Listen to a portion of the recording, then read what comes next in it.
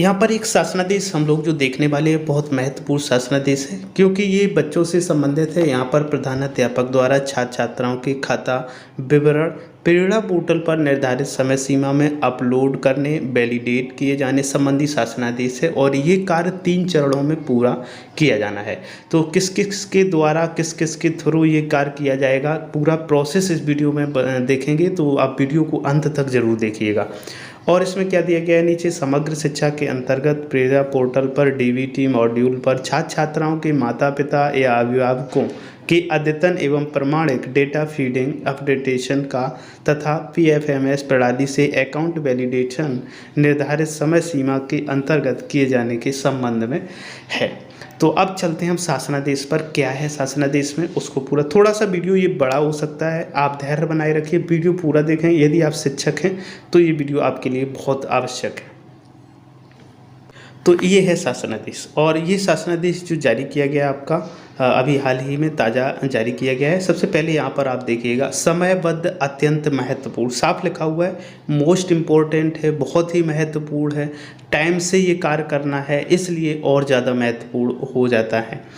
तो प्रेषक हैं महानिदेशक स्कूल शिक्षा उत्तर प्रदेश लखनऊ और सेवा में जिला बेसिक शिक्षा अधिकारी समस्त जनपद उत्तर प्रदेश, सहायक वित्त एवं लेखा अधिकारी प्रभारी समस्त जनपद उत्तर प्रदेश, और उसके बाद में खंड शिक्षा अधिकारी समस्त ब्लॉक संसाधन केंद्र उत्तर प्रदेश। इनके लिए ये शासनादेश है। और ये जो शासनादेश जारी किया गया है ये 18 जून 2021 को जारी किया गया है। अब देखते हैं यहाँ पर आते इसका विषय क्या है। समग्र शिक्षा यानी कि प्रारंभिक शिक्षा जो बेसिक एजुकेशन है के अंतर्गत प्रेरणा पोर्टल के डीबीटी मॉड्यूल पर छात्र छात्राओं के माता पिता अभिभावकों के अद्यतन एवं प्रमाणिक डेटा का फीडिंग अपडेटेशन, यानी कि उनमें करेक्शन भी होगा, अपडेट करना है, कोई हटाना कोई बढ़ाना वो भी काम होगा, न्यू फीड भी किए जाएंगे, तथा पीएफएमएस प्रणाली जो ऑनलाइन ट्रांसफ़र करने की बात आती है, पैसे ट्रांसफ़र मनी ट्रांसफ़र वाली बात है, वही है अकाउंट वैलिडेशन निर्धारित समय सीमा के अंतर्गत किए जाने के संबंध में। तो साफ लिखा है निर्धारित एक समय सीमा होगी, उसके अंतर्गत आपको ये कार्य करना होगा। तो यहाँ लिखा है जिला बेसिक शिक्षा अधिकारी द्वारा विद्यालयों के प्रधानाध्यापकों के माध्यम से छात्र छात्राओं के माता पिता अभिभावकों के बैंक खातों का विवरण पोर्टल पर फीड या अपलोड कराए जाने, और प्रेरणा पोर्टल पर उपलब्ध छात्र छात्राओं के माता पिता अभिभावकों के बैंक खातों का विवरण पीएफएमएस पोर्टल से सत्यापित किए जाने पर स्पष्ट हुआ है कि प्रेरणा पोर्टल पर फीडिंग हेतु निर्धारित कॉलम में से कुछ कॉलम नहीं भरे गए हैं, जिस कारण से जनपद स्तर पर अकाउंट वैलिडेशन की प्रक्रिया बाधित है। इससे स्पष्ट हो रहा है कि जिला बेसिक शिक्षा अधिकारियों तथा खंड शिक्षा अधिकारियों द्वारा अपने कर्तव्यों का पालन नहीं किया गया है, जो कि खेदजनक है। उक्त के दृष्टिगत जनपद ब्लॉक संसाधन केंद्र के अधिकारी विद्यालयों के प्रधानाध्यापक हेतु कार्यों निस्तारण संबंधी समय सीमा निम्नवत निर्धारित की गई है।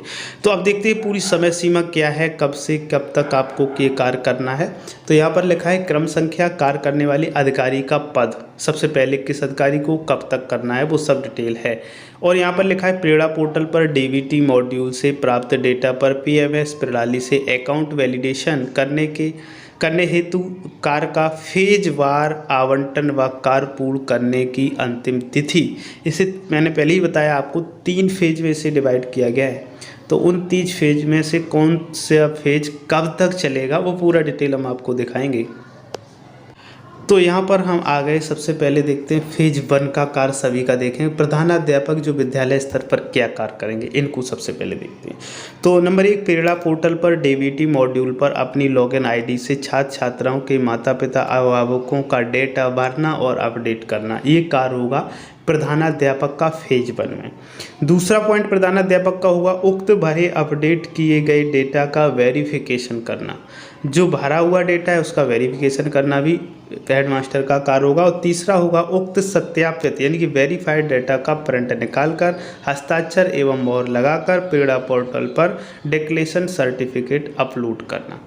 तो यहीं से जब आप इतना कार्य कर लें 2 पॉइंट, तब तीसरे पॉइंट में आपको इसे प्रिंट निकालना होगा, वेरीफाई करना होगा, वेरीफाई करने के बाद में प्रेरणा पोर्टल पर डिक्लेरेशन सर्टिफिकेट को अपलोड करना होगा।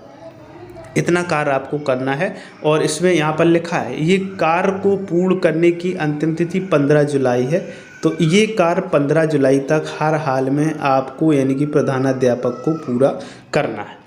इतना कार्य करने के बाद में अब नंबर 2 पे काम आता है खंड शिक्षा अधिकारी का।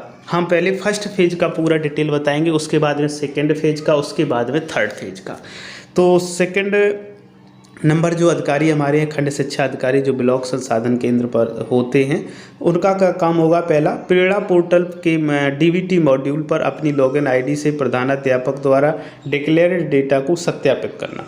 जो प्रधानाध्यापक डेटा को डिक्लेयर करेंगे कि सही है, उसे खंड शिक्षा अधिकारी से सत्यापित करेंगे। उसके बाद में क्या करेंगे, उक्त सत्यापित डेटा का प्रिंट निकालकर हस्ताक्षर एवं मोहर लगाकर प्रेरणा पोर्टल पर डिक्लेरेशन सर्टिफिकेट अपलोड करेंगे तथा कार्य पूर्ण करने की जो अंतिम तिथि इनके लिए होगी वो होगी आपकी 20 जुलाई।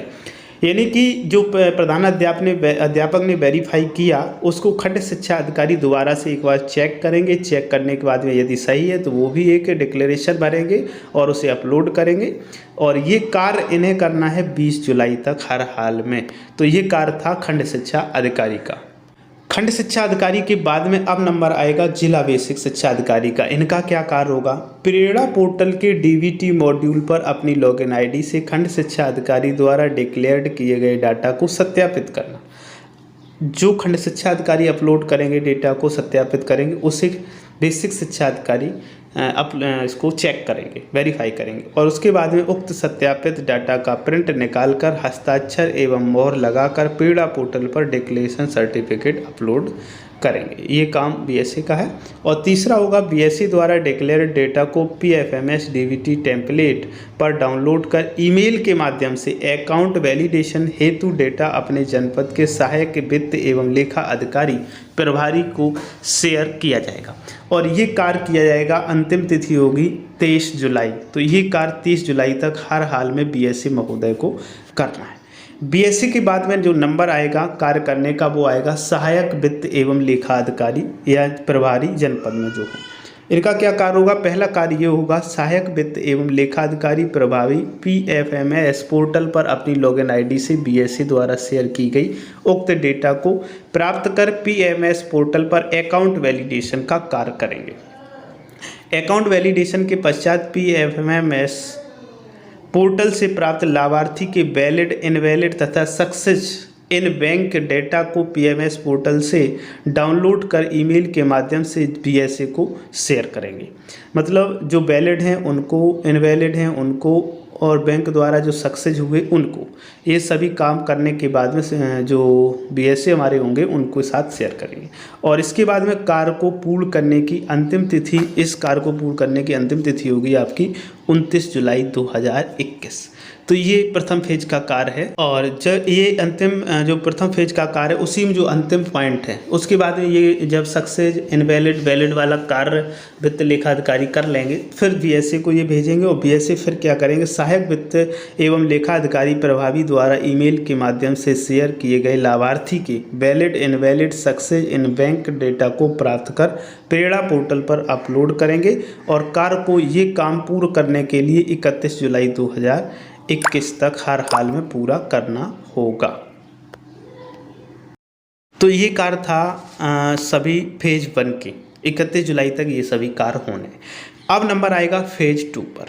तो फेज 2 में फिर प्रधानाध्यापक को कार्य दिया जाएगा कि प्रेरणा पोर्टल पर डीबीटी मॉड्यूल पर अपनी लॉगिन आईडी फेज 1 में अकाउंट वैलिडेशन के पश्चात प्रदर्शित लाभार्थी के इनवैलिड, यानी कि जो बीएससी और वित्त लेखा अधिकारी के द्वारा इनवैलिड प्राप्त होंगे वो प्रधानाध्यापक को पुनः दिए जाएंगे और प्रधानाध्यापक फिर से वैलिडेट के पश्चात प्रदर्शित लाभार्थी के इनवैलिड तथा मिसमैच डेटा को अपडेट एक्यूरेसी के साथ, यानी कि सही बिल्कुल सही फिर से एक बार चेक करेंगे और देखेंगे। उसके बाद में उक्त अपडेटेड डेटा फेज 2 का वेरिफिकेशन करना।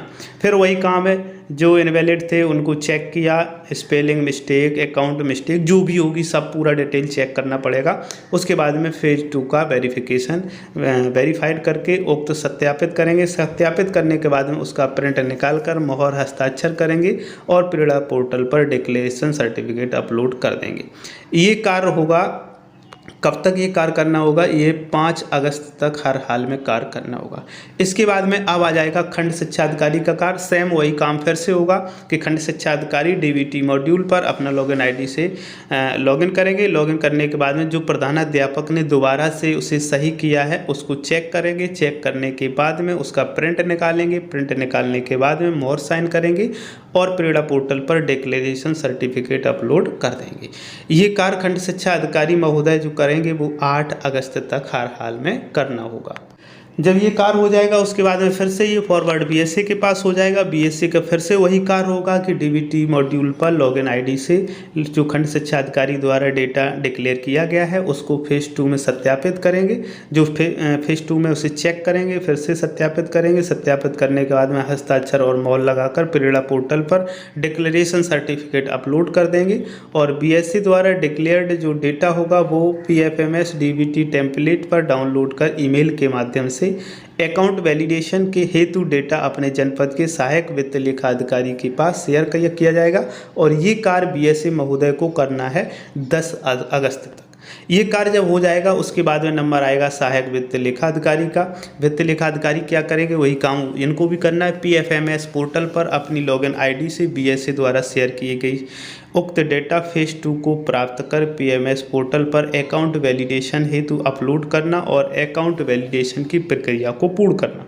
ये कार्य करेंगे। ये कार्य करने के बाद में फिर से अकाउंटों को चेक करेंगे। वैलिड, इनवैलिड और सक्सेस इन अकाउंट से सक्सेस इन बैंक अकाउंट ये चेक करेंगे। चेक करने के बाद में जो लिस्ट तैयार होगी वो बीएसओ को ईमेल के माध्यम से भेज देंगे और ये कार्य इनको करना होगा 16 अगस्त 2021 के बीच में। इसके बारे में फिर से क्या कार्य होगा? जब ये कार्य लेखा अधिकारी कर लेंगे, सहायक वित्त लेखा अधिकारी कर लेंगे, फिर उसके बाद में सहायक वित्त लेखा अधिकारी द्वारा जो ईमेल के माध्यम से बीएससी को valid, invalid, success in bank account phase 2 को प्राप्त प्रेरणा पोर्टल पर अपलोड किया जाएगा और ये कार्य 17 अगस्त तक हर हाल में पूर्ण करना होगा। तो इस प्रकार से ये 2 फेज़ कंप्लीट हो जाएंगे। अब नंबर आएगा तीसरे फेज़ का। तो तीसरे फेज में फिर से वही कार्य प्रधानाध्यापक को दिया जाएगा कि जो फिर से इनवैलिड रह गए हैं उनको क्या करना होगा। इनवैलिड या मिसमैच कोई डेटा कर रहा है तो उसको फिर से एक्यूरेसी के साथ चेक किया जाएगा टू द पॉइंट, कहीं पर कोई मिस्टेक आखिर क्यों हो रही है 2 फेज के बावजूद। तो इसे बहुत ज़्यादा गहराई से तीसरे फेज में लिया जाएगा और उक्त अपडेटेड डेटा को फेज 3 के वेरिफिकेशन करना होगा। वेरिफिकेशन जो डाटा किया जाएगा उसका प्रिंट निकाल के हस्ताक्षर और मोहर लगा दी जाएगी और डिक्लेरेशन सर्टिफिकेट अपलोड कर दिया जाएगा। ये कार्य 22 अगस्त तक हर हाल में पूरा किया जाएगा। फिर इसके बाद में खंड शिक्षा अधिकारी का नंबर आएगा। खंड शिक्षा अधिकारी लॉगिन करने के बाद में जो प्रधानाध्यापक द्वारा डेटा डिक्लेयर किया गया है उसको चेक करेंगे। पूरा चेक करने के बाद में प्रिंट निकालेंगे, मोहर साइन करेंगे। मोहर साइन करने के बाद में इसका डिक्लेरेशन सर्टिफिकेट अपलोड किया जाएगा और ये कार्य 25 अगस्त तक पूर्ण करना होगा। ये कार्य होने के बाद में बीएससी का काम आ जाएगा। अब बीएससी यहाँ पर लॉगिन करने के बाद में ये जो खंड शिक्षा अधिकारी द्वारा डेटा को डिक्लेयर किया गया है उसको चेक किया जाएगा। चेक करने के बाद में हस्ताक्षर मोहर के साथ प्रिंट कर लिया जाएगा और बीएससी डिक्लेयर डाटा जो होगा वो पीएमएस डीबीटी टेम्पलेट पर डाउनलोड कर ईमेल के द्वारा अकाउंट वैलिडेशन हेतु डेटा अपने जनपद के सहायक वित्त एवं लेखा अधिकारी को शेयर कर देंगे और ये कार्य 27 अगस्त तक हर हाल में इनको पूरा करना होगा। इसके बाद में सहायक वित्त एवं लेखा अधिकारी प्रभारी का कार्य आ जाएगा और ये जो वैलिडेट डाटा आया हुआ है उसको चेक करेंगे। फिर से वैलिड और इनवैलिड जो भी होंगे, valid, invalid, success in bank phase 3 को पीएफएमएस पोर्टल से डाउनलोड कर ईमेल के माध्यम से जिला बेसिक शिक्षा अधिकारी को भेज देंगे और ये कार्य 2 सितंबर 2021 तक हर हाल में किया जाना है। और इसके बाद में फिर से जिला बेसिक शिक्षा अधिकारी के लिए जो सहायक वित्त लेखा अधिकारी हैं वो ईमेल के माध्यम से वैलिड, इनवैलिड और सक्सेस इन बैंक जो बच्चे हैं उनका प्रेरणा पोर्टल पर अपलोड करेंगे और ये कार्य 3 सितंबर तक पूरा किया जाना है। तो इस प्रकार से ये जो 3 स्टेप यानी चलने हैं, 3 फेज चलने हैं, 3 सितंबर तक हर हाल में वैलिड, इनवैलिड वाला क्लियर इनकम्प्लीट कर लिया जाना है।